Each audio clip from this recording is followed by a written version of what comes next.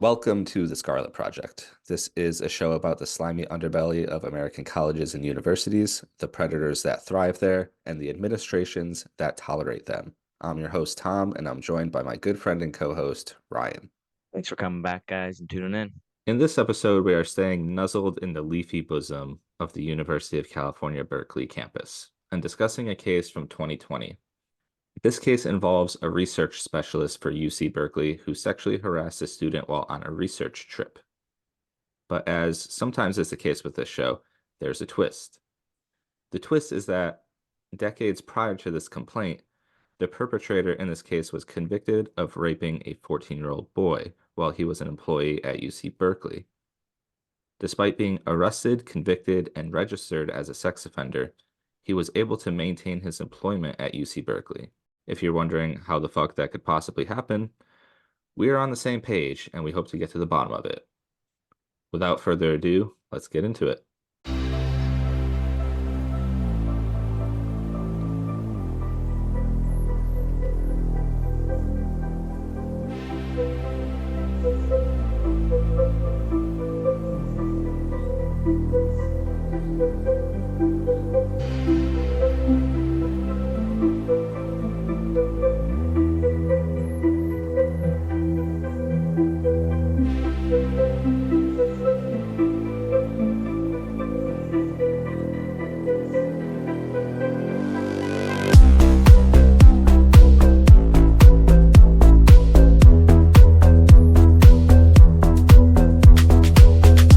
So the subject of this episode is Theodore Pappenfuss. Pappenfuss was a reptile researcher at the Museum of Vertebrate Zoology at the University of California, Berkeley, which is a center for research and education in the biology of vertebrates such as fish, amphibians, reptiles, birds, and mammals. Pappenfuss started at UC Berkeley around 1988 and worked as a salaried employee for them up until about 2011 when he retired, but stayed on as faculty emeritus. For those unfamiliar with the term, emeritus is an honorary term for academic faculty who retire. However, while emeriti is technically retired and no longer earns a salary, they can still teach, do research, mentor, or otherwise provide service to the university. It's basically working for free. Which, as we go into the story more, it makes sense that this guy just had nothing better to do with his life. Yeah, I mean, to that end, right here, in addition to working for UCB, Pappenfuss was also a reserve police officer for 30 years, including at the time of his arrest. Yeah, to be a reserve police officer is the bootlickiest of bootlicker moves you could do. You just join the National Guard at this point. What are you doing? Yeah, I don't know, and this is where I am very unsure of the situation because I've read conflicting things, whether reserve police officers get paid or not, and I've heard either or. So if this dude was doing that shit for free, I mean, just kill yourself. Yeah, I mean, I wouldn't do it to get paid. Right, yeah. Um, but if it hasn't already become clear to you what this podcast's position on police are, we do not like them. And we do No. not like people who play weekend warrior cops either. It's just somehow even more of a loser position to take. Yeah, just pick an avenue, bro. Hmm. If you want to be a cop, then be a cop. Don't do it in your spare time. Get a fucking life. Get a hobby. And I'm not gonna lie, a zoologist or working in zoology, that's pretty cool. Underrated cool job. But yeah, just decided to just couldn't have enough of that. So Yeah, he has a cushy job as a researcher at a public university, probably making pretty good money, and you're doing that on the side. I don't know, man. So already not boding well for his personality. and it's Okay, only gonna get worse. So let's dive into it. let's get into his arrest and conviction. Ryan, do you want to tell us a little bit about that? Yeah, so mostly what we're basing a lot of the info we're going off of here are from two news stories that were released within a 5-day span in November of 1996. I'll be kind of going back and forth between the two because there's inaccuracies in the first story that were corrected. But basically, it's just saying that on November 5th, uh, our own Pappenfuss was arrested on suspicion of 14 counts of lewd conduct with a minor, 2 counts of furnishing marijuana to a minor, and a single count of contributing to the delinquency of a minor. In the first story, it was inaccurately reported that he was also charged with oral copulation, which was not true. Is that how you say that, by the way? Copulation? Copulation? I'm not really sure. I don't even know what that word means, to be honest with you. Maybe we should define that. Oh, is our first link is what is oral copulation, copulation, and when is it illegal? So what's it mean? So just oral sex, basically. Oh, okay. Ew. Which with it when it's with a 14-year-old, it is always illegal. Fun fact. Correct. Thank you, Ryan. Just letting everybody know. And so this first story is pretty face value, just has some shitty quotes from some of his fellow police officers, saying how he's been there for nearly 30 years, about 28 or 29. But there is an interesting note in the last paragraph that isn't mentioned in the second story. And I'll just read it directly from here.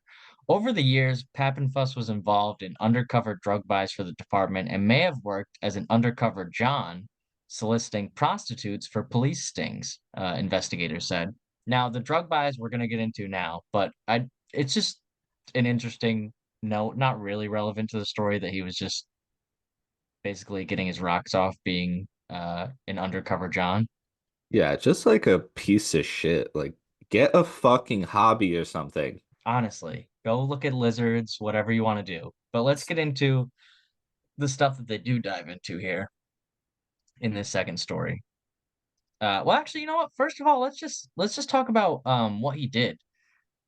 And it doesn't get into the nitty-gritty, which I'm glad about, honestly. But it does mention that the boy that he was convicted of doing all these terrible things to was a neighbor's son. He knew the 14-year-old boy for about 8 months, but the boy's parents found out about the alleged molestation only the month prior, so October of 1997, 96, 96. 97, 96, and quickly contacted the police. And the rest of the story goes into, oh, just because he's one of us, which is crazy that it's even like considered one of us, but he's not going to get special treatment. Yeah, Like, no more on that shit, later. first of all. More on that later, Yeah, though. right. But let's get into what he was doing for as a police reserve officer. These reserve officers typically aren't doing a lot. You'll see them as like crowd control, traffic control for like parades and concerts and whatnot.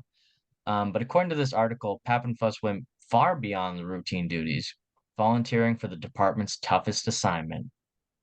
Uh, which like, okay. Beginning in 1993, Pappenfuss was a key figure in a plan by Berkeley police to drive crack and marijuana dealers out of People's Park. He gained the trust of the dealers, and his purchases led to 60 arrests by the time the operation was concluded in 94. There is a really funny story about him as well in here that I'm trying to find. By the way, if any old, drug dealers or whatever got busted back in the day and he was the informant, you know, you can find his address on the sex offender registry. Just saying. There are I'll probably ways cut for that. sure. I'll probably cut that. Here it is. Here it is. So in 1994, Pappenfuss posed as a disabled homeless person, making frequent drug buys in People's Park. He received a department commendation after a person recognized him and began punching him in the face, according to officials. Shout out to that guy. Like like right?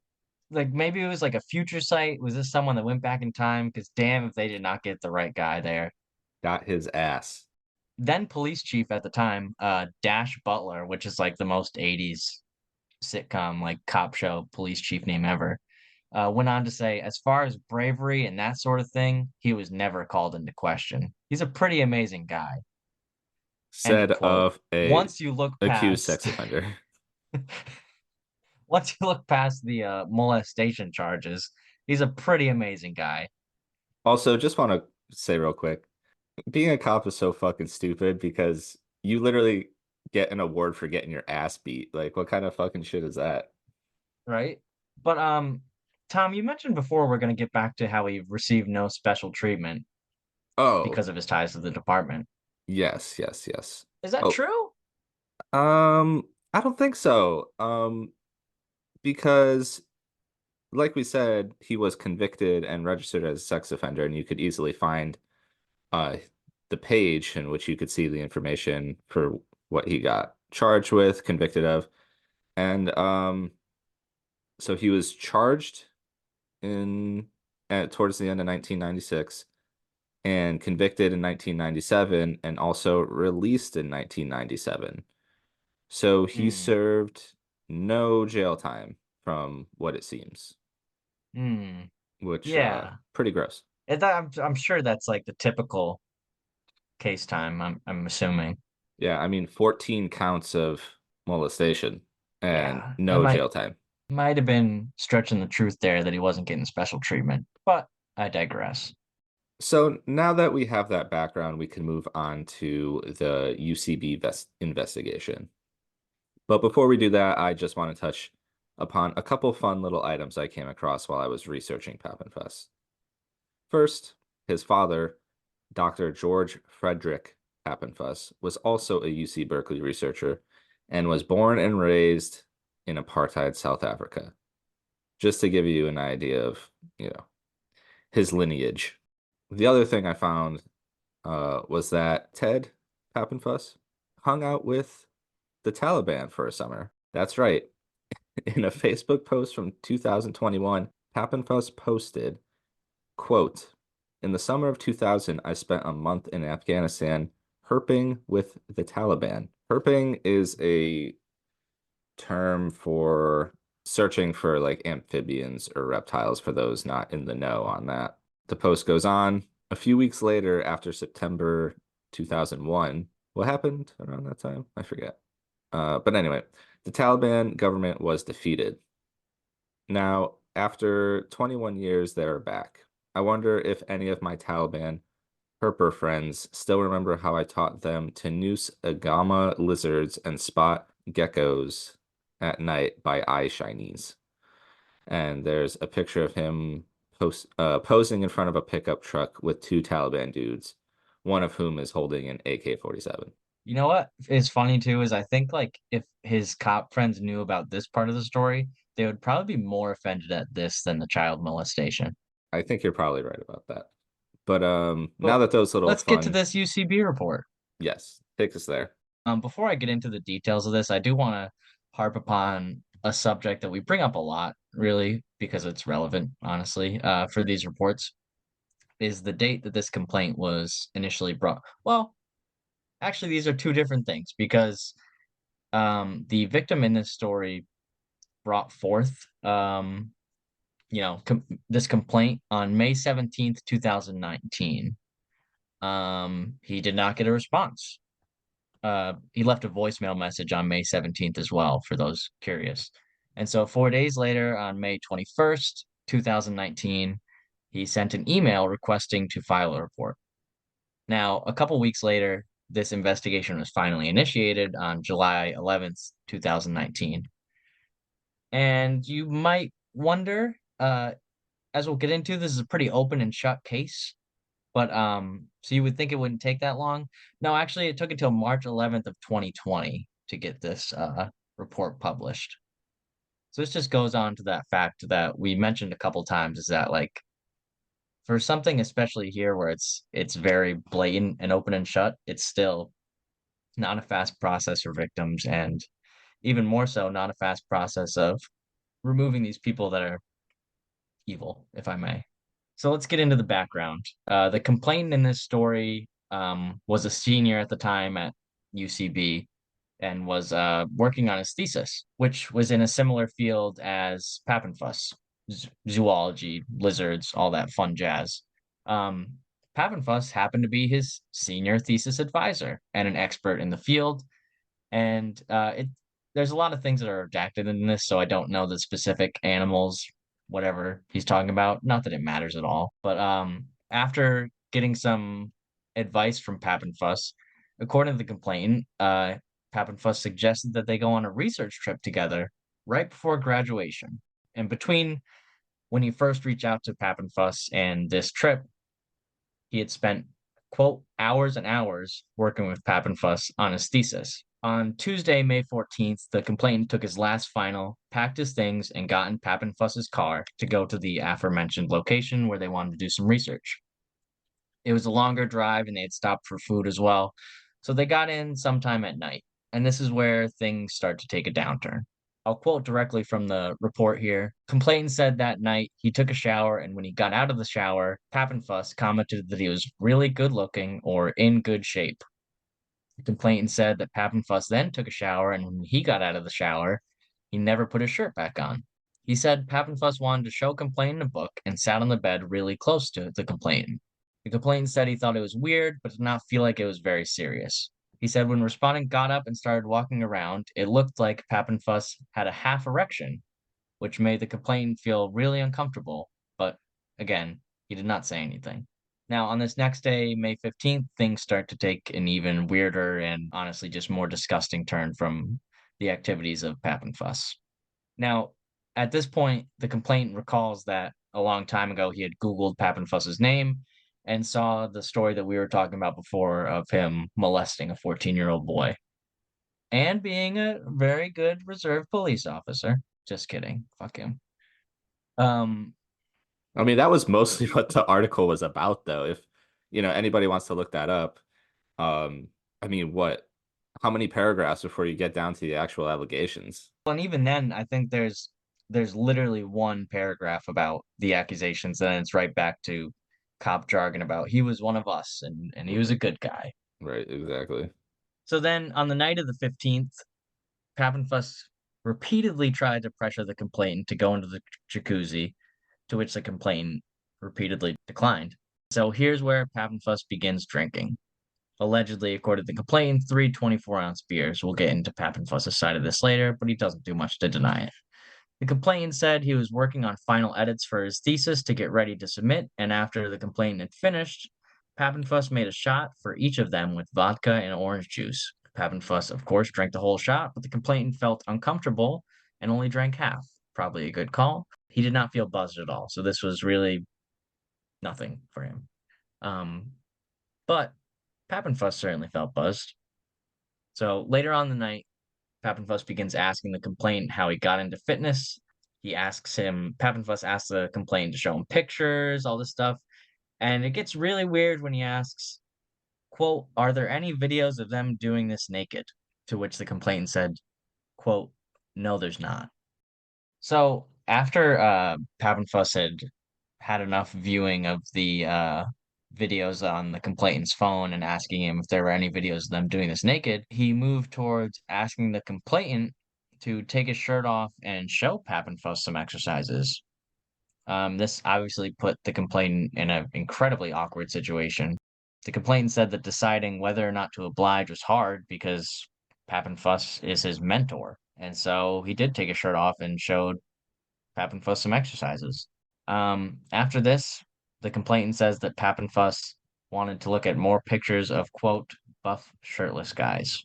And I think that situation kind of sums up what we've said before on this podcast about power dynamics and just when someone has this power over you, or, they have professional connections, they've helped you out on things before, it can feel hard to reject advances. Right. So at this point, the complainant got up to brush his teeth, I'm sure, to just get out of this situation in any way he could. And Pappenfuss followed him. And so if you can imagine a hotel bathroom, it's a small doorway. So Pappenfuss puts his arms out on both sides and blocks him into the bathroom. He ventures to the complainant. Have you ever had a massage? To which the complainant said, yes. Then Pappenfuss says, "Have you ever had a blowjob massage?" To which the complainant said, "No, that's inappropriate of you to ask. You can't ask me that." This really did not put any stop to Pappenfuss, according to the complainant, who repeatedly asked him questions like, "Have you ever had a gay experience?" Um, so obviously the complainant felt as if Pappenfuss was trying to persuade him towards a gay experience. Right. So at this point, Pappenfuss brings up the fact that he is gay to the complainant. And the complainant makes it clear to Pappenfuss that he is not gay, and again tells Pappenfuss that his questioning of his sexuality was inappropriate. Nevertheless, Pappenfuss ignored these obvious signs that the complainant was uncomfortable and was not interested in having a sexual encounter with him, and continued to make inappropriate comments towards the complainant. The complainant told investigators that Pappenfuss then asked the complainant what his genitals looked like and began speculating on what he thought they looked like. Pappenfuss made comments like, "I bet you're huge, and I bet you have really hairy balls." Unfortunately, it did not stop there. Pappenfuss started asking the complainant about his sexual history and masturbation habits.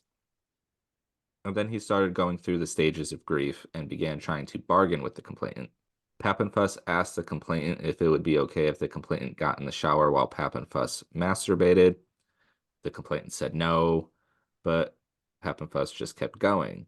He asked the complainant if they could sleep in the same bed if nothing happens, if he could put his head on the complainant's chest, if he could give the complainant a massage if he didn't get an erection. And questions like this went on, according to the complainant, for 4 hours until 4 in the morning. Now, here's where the shit gets even deeper. The complainant tells Pappenfuss that he Googled searched him and knows about his arrest for child molestation.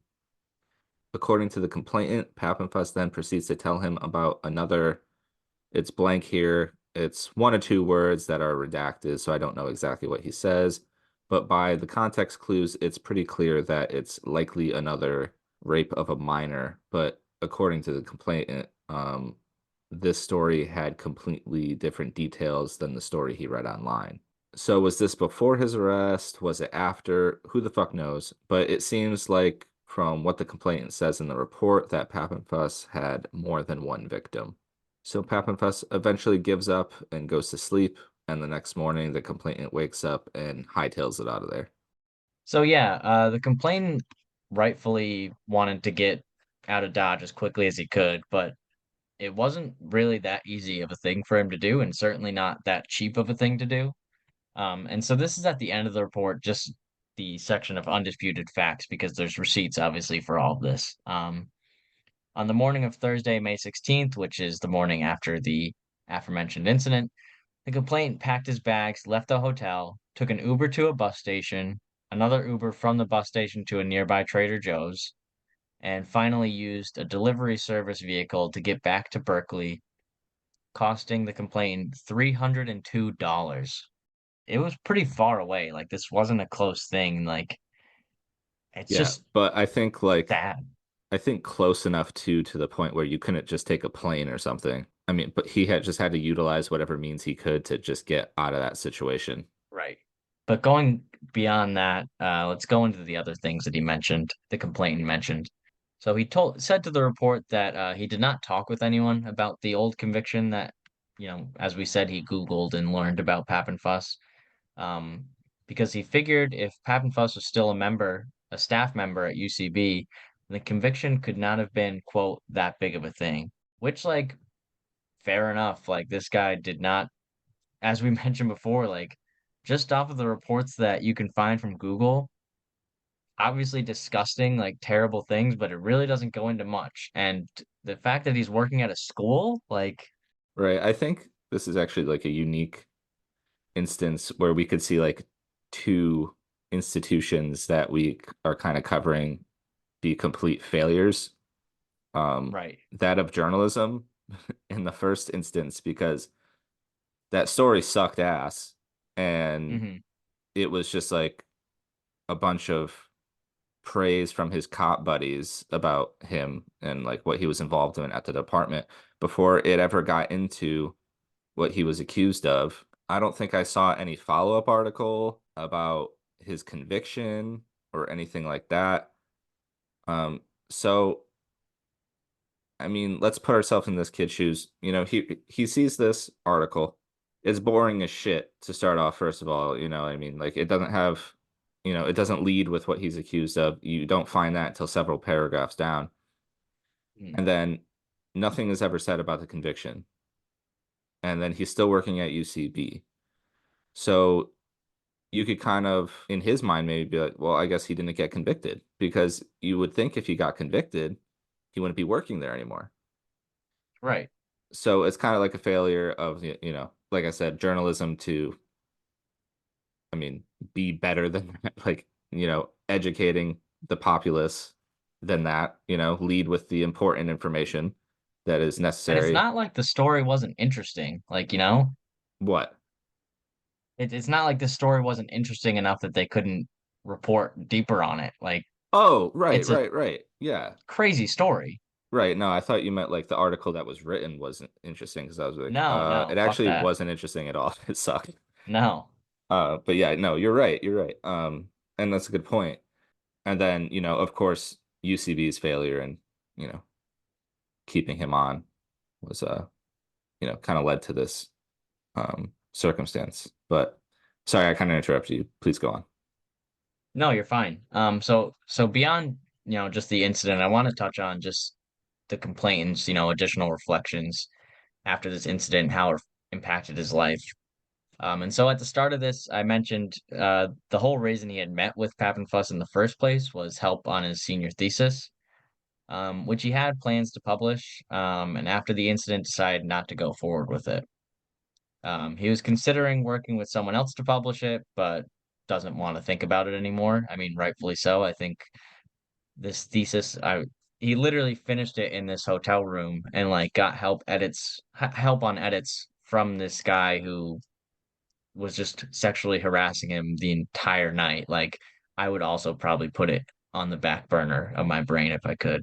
Um, the complainant said that although he would like to publish it, part of him just wants to move on from the whole thing because of the incident. The complainant went on to say if this incident had not happened, he might have gone on or done field surveys with the respondent. They had done multiple trips before, and according to the complainant, nothing creepy had really happened. Um, what is kind of weird in the story is that Pappenfuss kept like buying the complainant stuff, which like prior to this really terrible 2-day debacle, like isn't too out of the ordinary, but when you contextualize it with that, it's not a great look. The complainant went on to say that it all felt pretty traumatic for about a week. He was thinking about it a lot and was really shocked. I mean, he got 3 hours of sleep the night of the incident. As you mentioned, I think it was 4 a.m. and then took a 6 hour ride back to Berkeley. And it goes on again. He wants to go into graduate school, but deadlines for this fall have passed. He's really just focusing on getting a job and traveling. And let's get into Pappenfuss's statements, which normally we really wouldn't get into too much because it's usually bullshit. But to Pappenfuss's credit, he actually admitted that he was a piece of shit. Yeah, not to, hand it to the pedophile, but he did No, admit to this conduct. yeah. So let's get into the interview with Pappenfuss for the report. So we'll get into first just respondent laying out, his history with UCB. He had been a faculty member there for 40 years, which, if you can do the math, is before 1996 when he was convicted of being a pedophile, basically. Um, and he had been operating as an emeritus for 8 to 9 years at this point. And although he had been emeritus for 8 to 9 years, his duties remained virtually the same as before. And so, again, not to give credit to the pedophile harasser, but he does pretty much cop to everything the complainant accused him of. Um, he admits he drank too much vodka and got, quote, completely out of hand. He had read all the allegations put forth by the complainant, and, one way or another, he basically would just to all of these, he would say, "Well, I don't remember doing it, but if he said I did it, then I did it." He said it was his fault completely. Other than some slight modifications, whatever the complaint said happened, I am responsible for it. He was not trying to get out of it and completely blames himself and was unprofessional in every way. Well, when He you're went right, on you're to right. say, yeah. He went on to say the next morning he was completely, quote, shattered at what he had done. Quote, how could he, the one person who fully liked blank, I'm assuming is the animal they were researching as much as he did, he completely kissed it off in stupidity, which is also a really weird phrase, unrelated, but whatever. But he does remember some of the parts of the night, including, you know, asking the complainant repeatedly to go in the jacuzzi. Pappenfuss said that the complainant mentioned he did not have a bathing suit, but Pappenfuss did not think it was a big deal. Yeah, you generally don't think that's a big deal when you want to see that person naked anyway. Right. I mean, I think Tom, you went over just the terrible attempt at flirtation, if you even want to call it that. He gets asked at the end of this interview with him for the report, have there been any other complaints about your behavior? Pappenfuss stated that there was an anonymous, unfounded complaint at UCB, which he said was, quote, obviously someone who disliked him. Pappenfuss goes on to say that he had been a major contributor to the University of California and he's been doing good things for 40 years. Don't forget that. Pappenfuss stated that now he has done one really bad thing. Just one, if we ignore the other thing in 1996. Yeah, I think he ignores it, certainly, it seems. But it's actually funny you mentioned that because whoever was interviewing him rightfully went on to ask whether there were, quote, any restrictions on Pappenfuss working with students as a result of his conviction in 1996. Pappenfuss stated no. So, yeah. Let's just kind of recap real quick. Again, gets arrested in 1996 on child molestation charges. 1997 is convicted. No jail time, it seems. Still convicted, though, and registered as a sex offender. Yet, there were no restrictions on his working with students at UCB after his conviction. That's pretty damning. Like it almost just reads like they don't even know about it, which obviously they did. Yeah, we'll get into that in a second, but I just do want to mention first that so we could get past the report. The report pretty much just states that in its conclusion that since Pappenfuss admitted to it, the investigators found that it happened. Simple as that. So a couple months after this report was issued, by the way, insane that it took them a year to investigate and report something that wasn't even disputed and required no witnesses. But anyways, a couple months after this report on July 6th, 2020, Pappenfuss received a notice from UCB Chancellor Carol Christ. Is that Christ or Christ? I have to assume it's Chris because that would be insane if not. Okay. Pappenfuss received a notice from UCB Chancellor Carol Christ that his emeritus appointment was terminated. But the story doesn't really end there, right? Because the question remains of how he was able to maintain his employment at Berkeley after his conviction for child molestation. And there's surprisingly little said about it in this report. The only insights we get are that he definitely maintained his employment there and that there were no restrictions placed on his ability to work with students after his conviction. How could this have happened?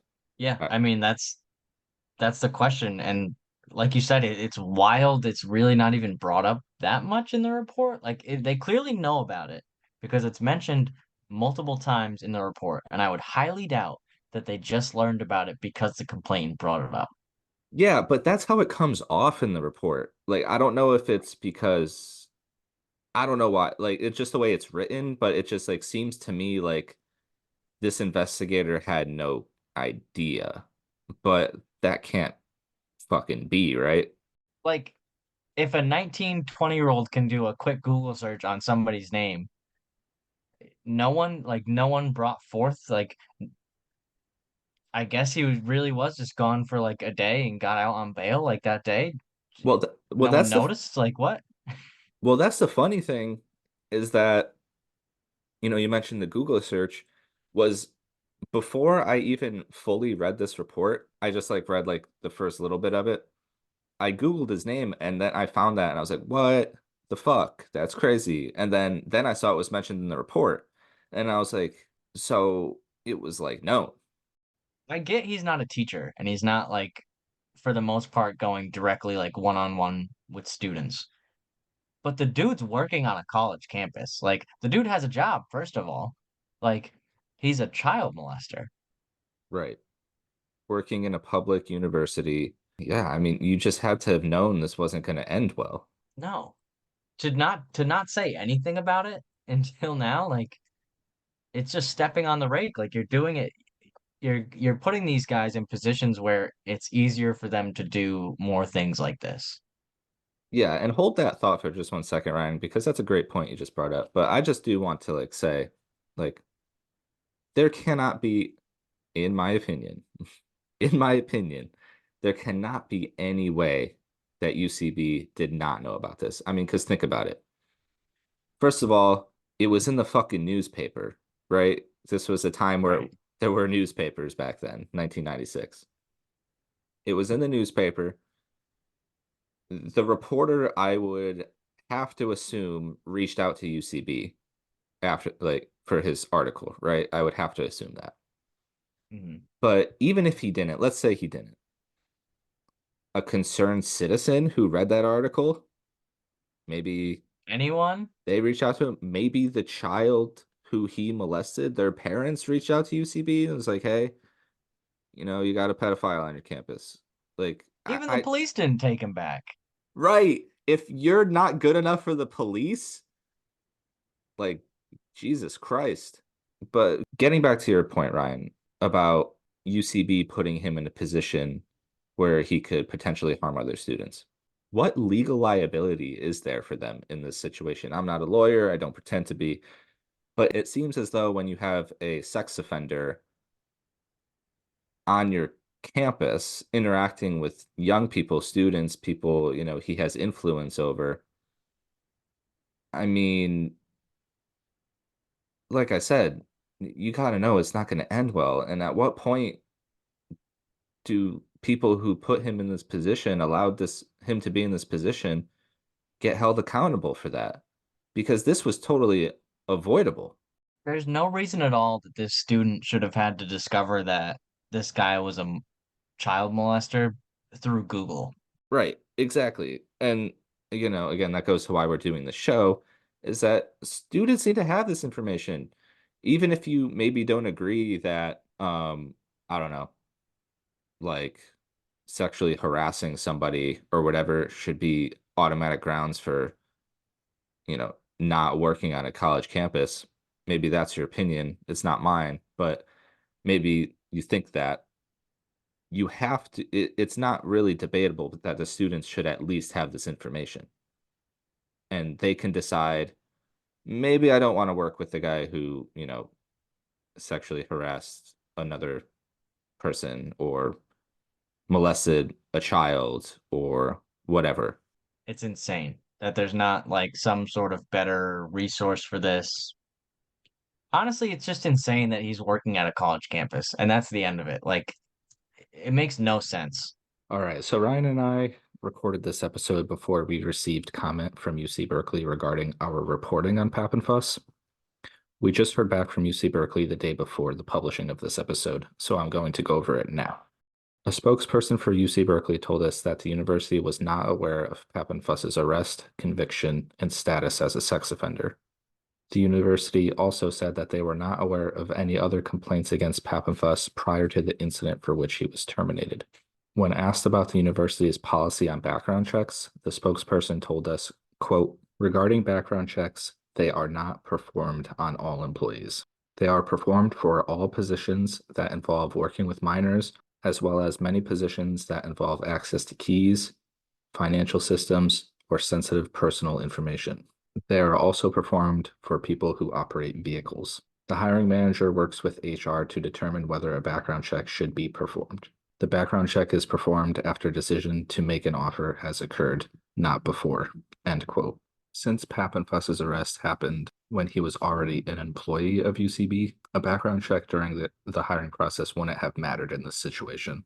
So I asked if there's any mechanism in place to identify employees that may pose a threat to the student body. In other words, does the university have a system in place to find out when their employees are charged with crimes? In response, the university spokesperson told us, quote, once candidates are cleared through any required system, they are enrolled in the applicable ongoing active notification program accordingly. Upon enrollment, the university shall receive subsequent report information regarding DMV and subsequent arrest notification, end quote. So it appears they do. But the reason they wouldn't have been notified of Pappenfuss's arrest is because, based on his position, he wasn't background checked in the first place. So he wasn't enrolled in their notification system, basically.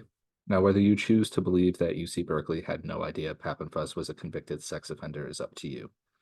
Ryan and I already listed several reasons why we would find that hard to believe. He was a research specialist for the university, meaning that his work was being published with the university's name on it. No one at the university ever tried to look up his work. You Google his name, and the article about his arrest is on the first page. Like I said before, I can't imagine the reporter who covered this back in the day didn't reach out to the university. Unfortunately, that reporter is dead now, so I can't ask him. But before I sign off here, I did want to poke a hole in the university's statement. The university stated that it was not aware of any other complaints against Pappenfuss, but in the report, Pappenfuss himself states that there was another anonymous unfounded complaint against him. We don't know the details of that complaint, but there was a complaint, unfounded or not. So yeah, I personally find the notion that the university had no idea of Pappenfuss's conviction preposterous, but we're going to keep digging into this, and we will update you if we uncover anything else.